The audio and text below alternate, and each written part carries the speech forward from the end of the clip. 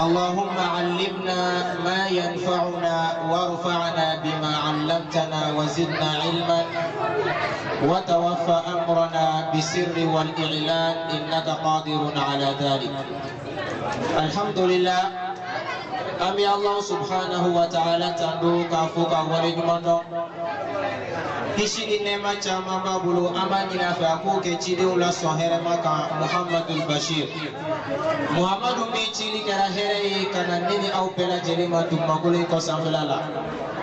ori Muhammadu mi ni alikama au mina aljine soro ni noyayi ni mami tugula aga kanda sirako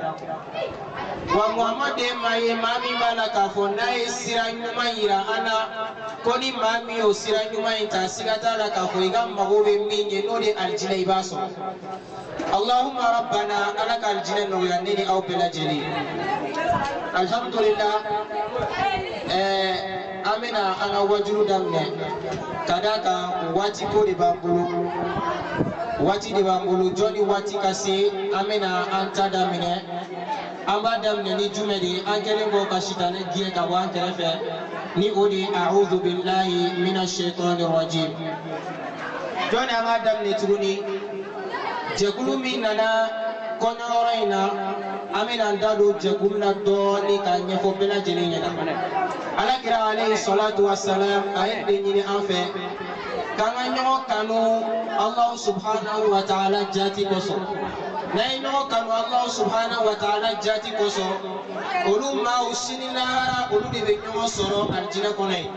Allahumma rabbana alaka dini au kemai amuni no kanu islamiyya dina koso ala nyo soro alaka aljannatul firdausi ala kono tuguni alhamdulillah grupu min nana kene konaya a grupu tawadi group islamic danaya jekulu mi bala kafo na jekulu wili tolado ambe fe ala kiraga sahaba baw ni odi Abubakar Umar Usmana Aliyu oluye islamiyya dine milla se ala jamana konaya an fena fe ga anni rofi islamiyya dine la okumu konnala ni mami ga mariage beke ambe so tiga mariage teneka Minga mariage minga kendodi alba muso indoro kiatu chano anya doni islamia dineri wa anya doni alakodi o alakokele ni kama afene sera kene konea donc amina di ala Qur'an kalanama ni odi Abdul Malik Kojo alebina Qur'an kalanye femi préparer lendo odi Qur'an kalay amban makefe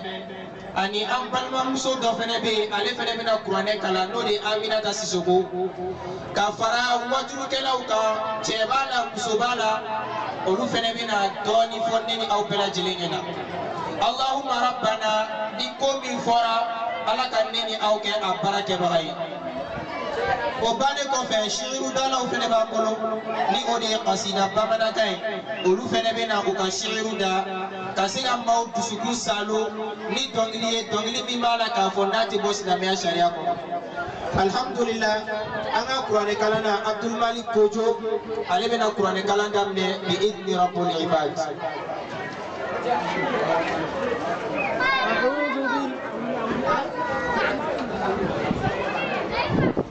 أعوذ بالله من الشيطان الرجيم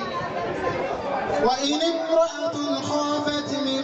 بعدها نشوزا أو إعراضا فلا جناح عليهما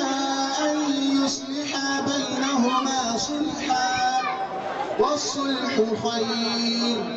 وأحضرت الأنفس الشح وإن تحسنوا وتتقوا فإن الله كان بما تعملون خبيرا ولن تستطيعوا أن تعدلوا بين النساء ولو حرصتم فلا تميلوا كل الميل فتذروها كالمعلقة وإن تصلحوا وتتقوا فإن الله كان غفورا رحيما وإن